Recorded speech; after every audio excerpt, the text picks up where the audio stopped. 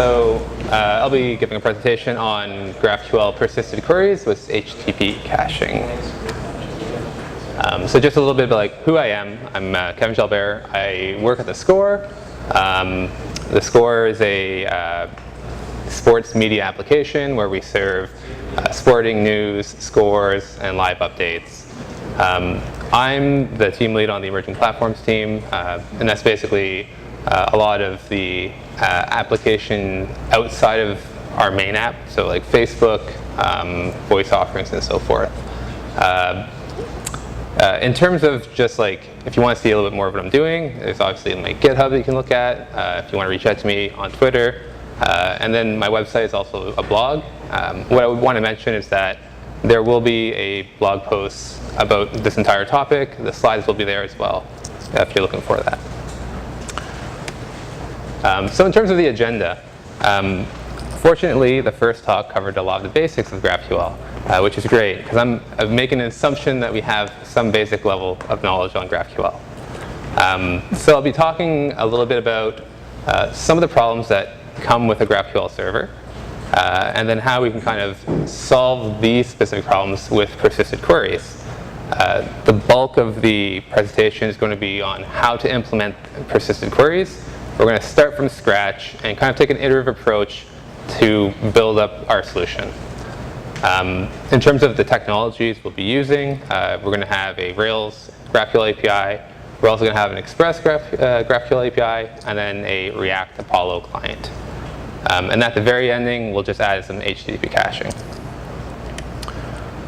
So GraphQL, very flexible. It allows clients to kind of specify what they want in terms of the queries. But with that flexibility, sometimes it creates problems. You can have bad actors or just ill-informed users who are using your API, and they can cause some performance issues. And a lot of this kind of falls a little bit into the security realm.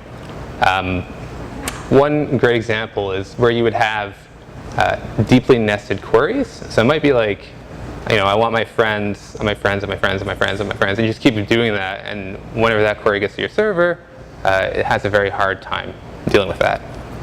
And just as well as inefficient queries can kind of be constructed and sent to your server from the performance perspective. The last point is just something else that's interesting from a performance perspective. You could have large queries being sent over the network, and it's just additional network traffic that can be incurred on the client. And that's a little bit more important whenever you're in network connectivity issue areas, and just in terms of data consumption. So in terms of some of the solutions surrounding this, Max Weber has an excellent article on securing a GraphQL API. He presents 4 possible solutions to this, different levels of complexity, ease of implementing them. I'm not going to go into depth on these. I do want to mention, for example, depth limiting can kind of fix the issue where you ask for friends of friends of friends. You just say, after 3 levels deep, we'll just reject the query.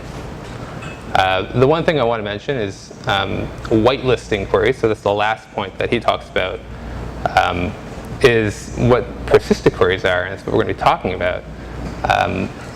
And so with that, a little bit on what persisted queries are and when you can use them. Persisted queries, they're essentially, you're not sending the full query anymore. You're just sending an identifier, and the server will then use that to kind of run the query. And why you would want to use a persisted query is that it's essentially your server saying, I can only accept certain queries. And that kind of reduces the issue where you have those bad actors sending complicated queries. And there are some stipulations with using persisted queries. It works best whenever you essentially have access to both the server and the clients that are using your API. It doesn't doesn't really work that well if you have a public API. So, for example, GitHub has a public API, or Shopify. Doesn't necessarily work there. Another thing is, if you have persisted queries implemented in your production instance, you obviously would want to lock it down so your production is only using persisted queries. So Lee Byron, let me just take some water.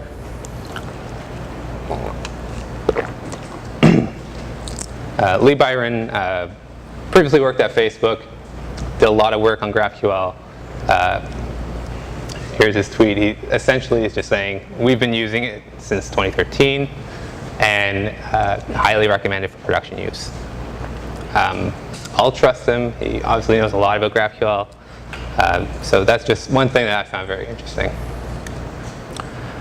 In terms of using persisted queries, like I mentioned earlier, a client is essentially sending a query ID over instead of the full query itself.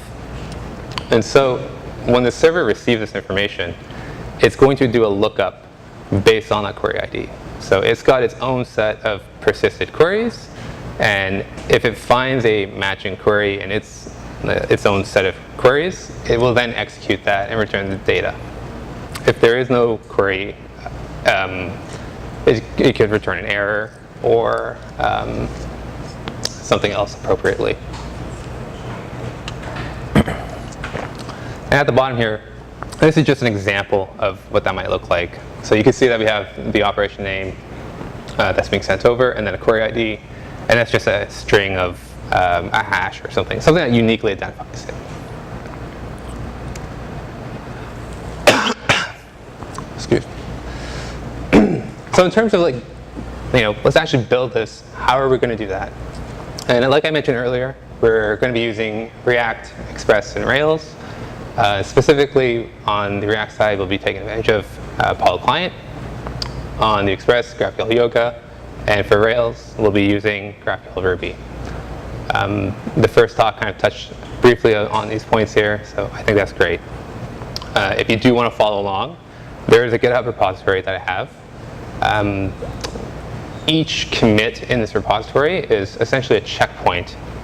So you kind of look through the diff and kind of see what we're changing. In terms of just the sake of time, a lot of the code samples I'll be showing here, I've glossed over some files, I've removed some boilerplate, sections of code are commented out. This is just so I don't have to live code. So the first part is, let's set up our Express server and get a GraphQL API running. And this looks great. I'm curious. Okay, awesome. So for our server, we're taking advantage of GraphQL Yoga, and we're just going to be able to instantiate a GraphQL server. We have our type definitions and resolvers that we're pulling from our GraphQL directory. Nothing special there. The only thing I do want to say is that in terms of our resolvers, just for simplicity's sake, all the data is just going to be backed from a JSON file. And so we end up instantiating our GraphQL server with our type definitions and resolvers, and just setting some options and eventually starting our server. And that basically gets us a very minimal GraphQL server on the Express side. So next up, we want a client that will communicate to our server, so let's set up a React application. We're just going to use React mainly because there's a lot of support from the GraphQL side. You could be using other clients like iOS, Android, but yeah, React. So in terms of the React application, we're bootstrapping it with Create React App. I guess that's pretty far along. We're taking advantage of a lot of Apollo libraries here. Specifically, Apollo Boost, it kind of just bundles a bunch of best practice libraries for constructing a Apollo client in a very zero config setting. And so what we're doing is that we're creating our Apollo client here, and then we're using a HTTP link. Links in an Apollo client The best way I can describe it, it's like a middleware for your GraphQL requests. So when the Apollo client is going to make a GraphQL request, it will go through these links, and the links can do something to that request. So in this specific case, the HTTP link is essentially going to make it go to that specific URL. And then finally, we end up using the Apollo provider with our client and wrap our application. And that just hooks everything together from a React standpoint. So deeper inside our React application, we're within a component, console container, and this is where our GraphQL magic is going to happen. So what we end up doing here is that we're going to be pulling the query component from React Apollo, and we're also importing a query from a statically defined GraphQL query that we have in our project. Like we saw earlier in the previous presentation, you can define it straight in the file, but you can also have it statically defined elsewhere and then imported. There are some benefits surrounding that with respect to tooling.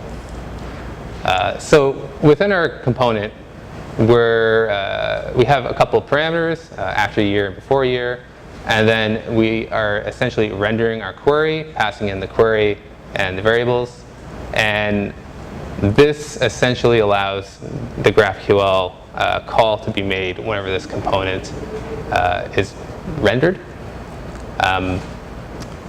If there are like errors or a loading situation, we can render something appropriately. Otherwise, we have the data present.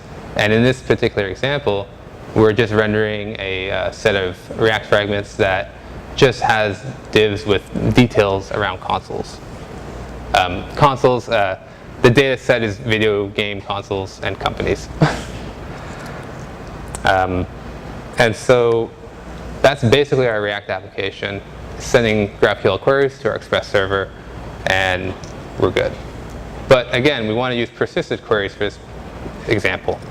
So what we need to do is that we have to refactor our React application to use persisted queries. So the way we're going to do that is, fortunately, there is this library, again from Apollo, surprise, called link persisted queries. And what we can do, like I mentioned, links are essentially middlewares, so we can just put the persisted query link in and then kind of concatenate the HTTP link. And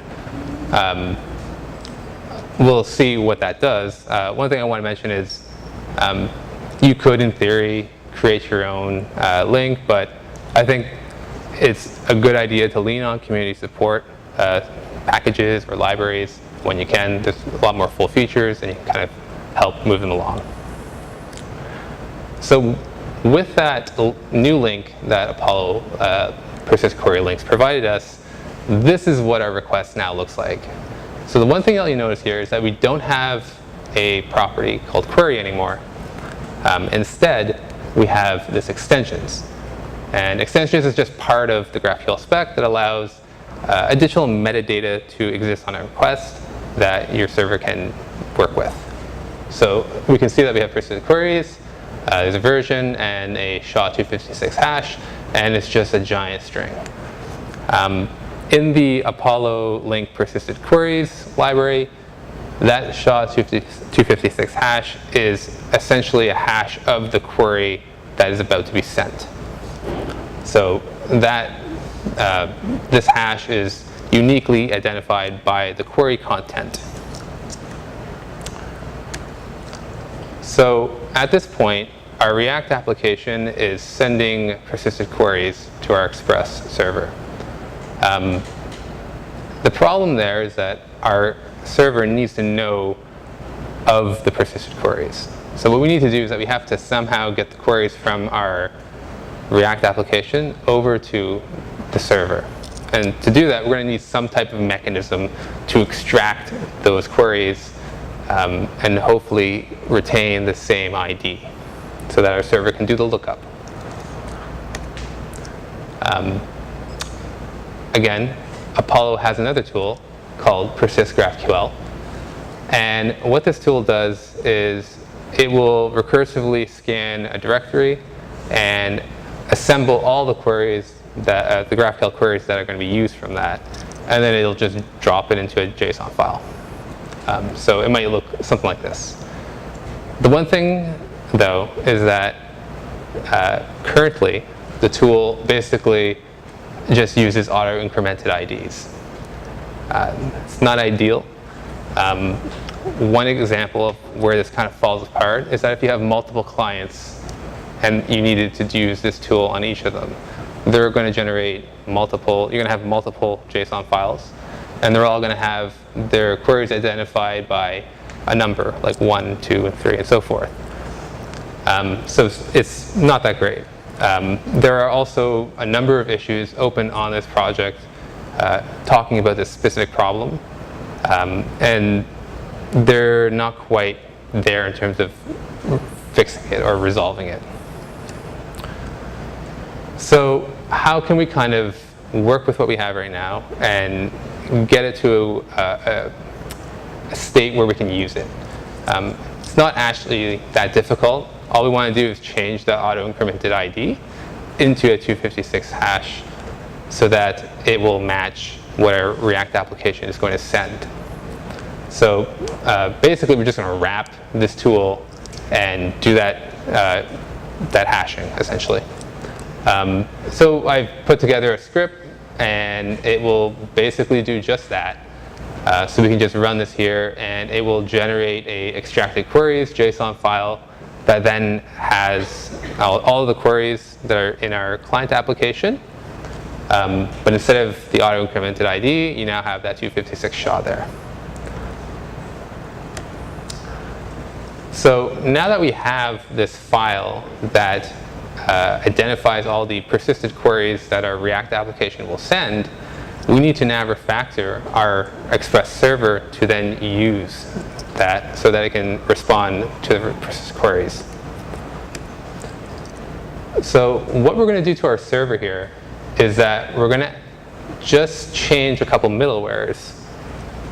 So what we'll see here is that the first thing that we're doing is that we have this body parser. This just allows us to essentially go into the post body and be able to pull out values. And then we're just using that on our Express server. And then we are also attaching a new persist queries middleware, which is custom, and I'll show that in the next slide, to the post route GraphQL. And so let's look into this persist query middleware. What is it actually doing? So like I mentioned, we have that extracted query JSON file, and we just invert it so that we have the query signatures essentially first as a key. And what we're doing is that for each request that comes in, we are essentially trying to find that query signature. So we just go into the body, pull out the 256 SHA, and then we do the lookup against our JSON file and see whether we have that query in there or not. If we don't have the query, then something, someone sent something that's not within the system, and we just need to reject it.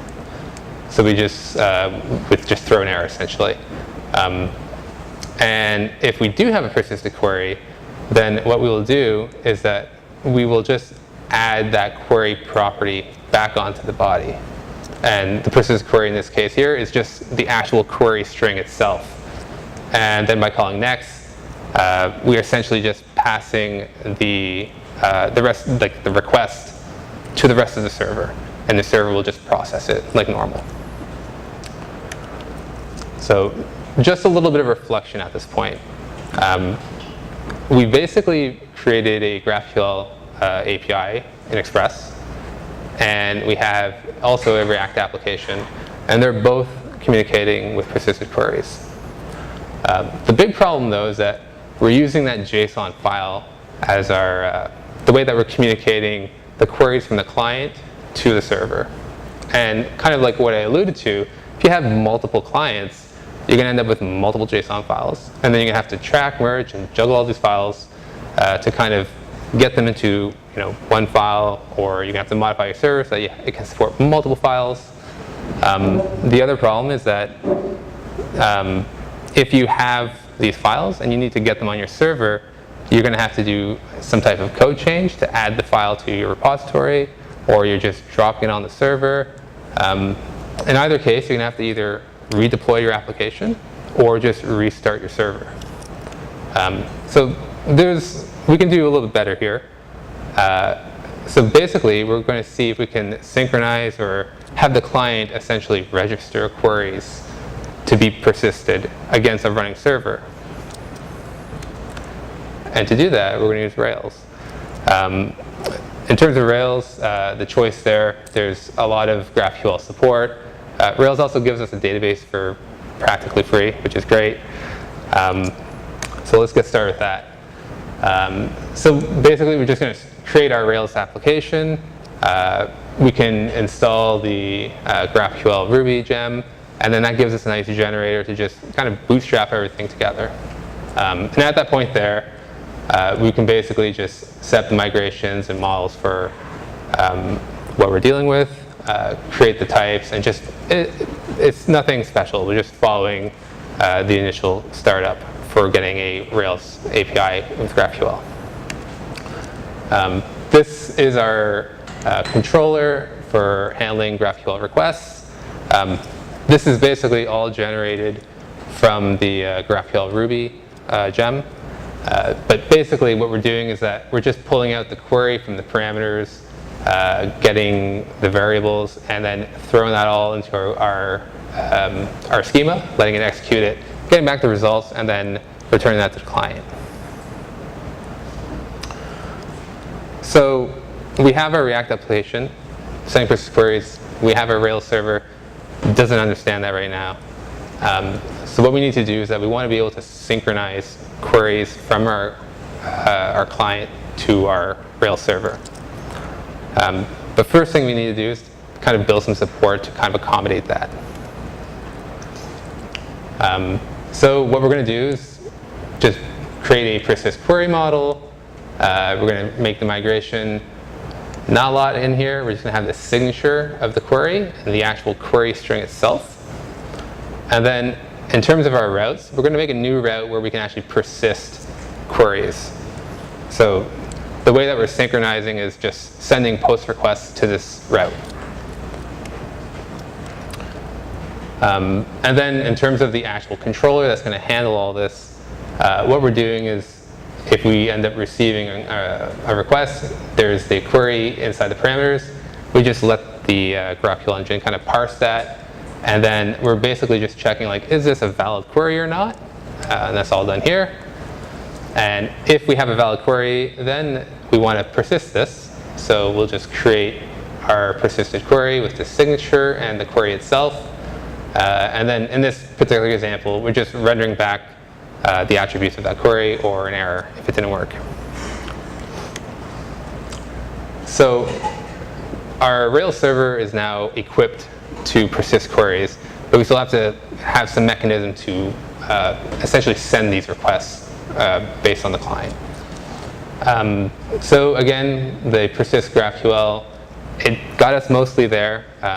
With the wrapper that I've created earlier, I've added the additional option of just being able to synchronize it to an endpoint. In this case here, it'll be like our Rails server. And at the bottom here, it's just kind of like the output it would produce. So synchronizing this query, and we have the query, and I'll just trail it off because it's long. And at that point, our Rails server now has this query from the client that's persisted in its database. So next up is we have our Rails server. Now we need to use our persistent queries. And so what we're going to do is we're just going to adapt our existing way of handling queries. So in this case here, this is our GraphQL controller that handles the queries. And all we're doing is that we're just checking to see whether we have a query present or not. If we don't have a query present, then we need to go through our extensions and get the SHA-256, and then do the lookup based on that query signature. And at that point there, we have our query, and then we can kind of send it to our schema to be executed, and then that's the results. So a reflection at this point. We have our Rails server. It's communicating with the React application through persisted queries. We have the ability to synchronize or register queries using our persist GraphQL signature sync script. So that's all great. A couple things I skipped over here. Obviously, you would want to authenticate that endpoint, so only few people can do the persisting. And then also, with respect to persist queries, like I mentioned earlier, you get the real power of it is whenever you're able to use this in production and lock down your production server so that only persist queries will work. I do want to mention that GraphQL Ruby does have a pro version. It costs money, but it has its own implementation of handling persisted queries, and it's a complete package. So next up is let's add some HTTP caching. And the first thing that we're going to have to do to accommodate this is to move from post requests to get requests.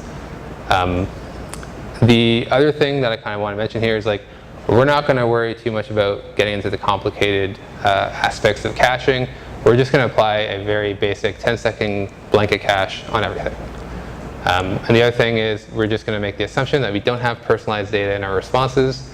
That just limits the effectiveness of caching. And yeah. So what we need to do is to go from post requests to get requests, and that will get us closer to HTTP caching. So in the React application, what we're going to do is just add this option on the persist query link, and that will essentially transform the outgoing get requests, post requests into get requests. Very minimal change, and that's great. What that ends up looking like is all the body parameters that are being sent in the post request now just ends up in your URL. So you end up getting a messy looking URL, but all the information is there. So now our React application is sending GET requests with persisted queries, and we need to change or modify our servers to accommodate that. So on the Express side, there's a little bit more work. What we're doing is, again, a lot from the middleware perspective and the options. So with our GraphQL server, we have one additional option here, which is get endpoint. And by setting that option to true, it'll basically tell the server, you now have a get endpoint for that endpoint. So it can now accept get requests. In terms of the middlewares, we don't have the body parser anymore, and that's just because we're not dealing with a post body, and we are modifying where our persist query middleware gets mounted from the post to the get. And so within our middleware, not too much changes. The only thing that really changes is how we access that query signature. So like I mentioned before, the being a GET request, everything is kind of encoded on the URL itself. So we just have to be able to parse out the JSON, and then we can just access it like normal. In terms of the caching, what we're doing here is that we're adding a cache control header on our response, and we're just adding a max age of 10. So that'll just cache the responses for 10 seconds. In terms of our Rails server, not much changes here. Again, we have to be just cautious on how we get the signature. We just need to parse the JSON again because it's a GET request instead of a POST request. And then in terms of adding caching, we can just specify that that response will expire in 10 seconds. So in terms of actually seeing the caching working, our server needs to be sitting behind either a CDN or some type of reverse proxy.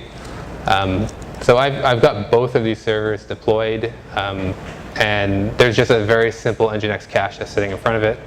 So we're going to try and see if we can get this working.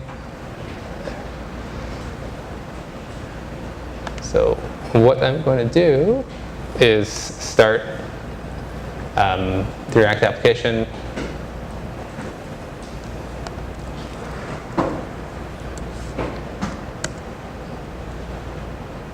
And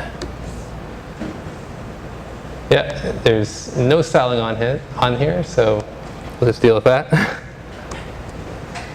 So I end up doing a refresh, and we can see that we're handling that request.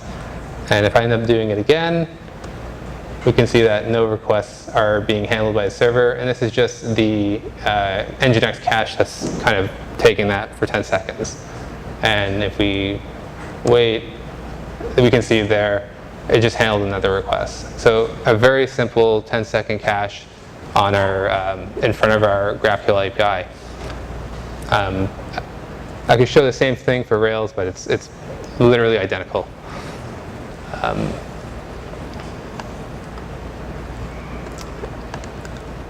Okay. Yeah. So in terms of like that's pretty much the meat of the talk. The last thing I kind of want to touch on is just some extensions to this. There are more tooling and solutions for adding caching. Robert touched on these in his talk. Apollo Engine offers a field level caching solution, and it takes advantage of a specification that they've created called Apollo Cache Control. So you're able to specify field level cache hints essentially. And Apollo Engine sitting in front of your API server will kind of consume that and cache and expire caches accordingly. There's also solutions like FastQL, which is a CDN that sits in front of your GraphQL API, and they have their own like field level caching strategies and expiration strategies as well. These are like paid solutions, so that's one thing to be aware of. Another thing is automatic persisted queries, not related to caching, but just persisted queries in general. This is an interesting solution. So what happens here is that your React application is essentially sending the persisted query, and your server essentially will look and see, oh, do I have this or not? If it doesn't have it, then it will send a request, or the response going back to the client's like, hey, I don't have this. So the client then will send the full query over. And the server then is like, okay, I've got the query, so I'll store it, and now all subsequent requests can use the persisted query. It's all automatic, so you kind of get the performance benefits there. The problem is it doesn't add any of that security value. So you're not whitelisting queries anymore. You're just getting that performance. And that's pretty much it for persisted queries. And I think that's it.